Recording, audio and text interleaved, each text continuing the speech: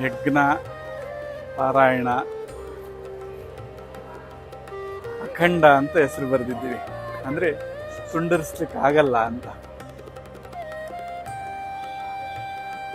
ಎಲ್ಲ ಕಡೆ ಎಲ್ಲರಲ್ಲೂ ಮತ್ತು ಎಲ್ಲೆಲ್ಲೂ ಇರೋವಂಥ ದೇವಿನ ಕಂಡುಕೊಂಡ್ರೆ ಇದು ಅಖಂಡತೆ ಆಗುತ್ತೆ.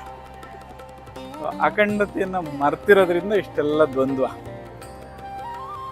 ಅದರ ಒಂದು ಸೂಚ್ಯವಾಗಿ ಅಖಂಡ ಯಜ್ಞ ಪ್ರಾರಂಭ ಆಗಿದೆ. ನಿರಂತರವಾಗಿ ದೇವಿ ಎಲ್ಲ ಕಡೆ ಎಲ್ಲದರಲ್ಲೂ ಹೇಗೆ ಅಖಂಡವಾಗಿದ್ದಾಳೆ ಅನ್ನೋದನ್ನು ಅರ್ಥಕೊಂಡ್ರೆ ಖಂಡಿತವಾಗ್ಲೂ ಸಾರ್ಥಕ ಆಗುತ್ತೆ. ಎಲ್ಲರ ಬದುಕು ಸಾರ್ಥಕ ಆಗುತ್ತೆ, ಜೀವನ ಸಾರ್ಥಕ ಆಗುತ್ತೆ. ಎಲ್ಲೋ ಹೋಗ್ಬೇಕಾಗಿಲ್ಲ.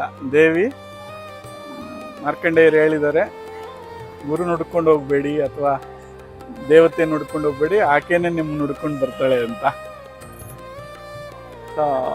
ಅದು ಕಾಣ್ತಾ ಇದೆ ಈಗ ಆ ದೈವಿಕತೆ ಪ್ರತಿಯೊಬ್ಬರಲ್ಲಿ. ಯಾಕೆಂದರೆ ಆ 3 ಗಂಟೆ ಸಮಾಧಿಗೆ ಸಮ, ಕದಲದೆ ಕುತ್ಕೊಳ್ಳೋವಂಥದ್ದು.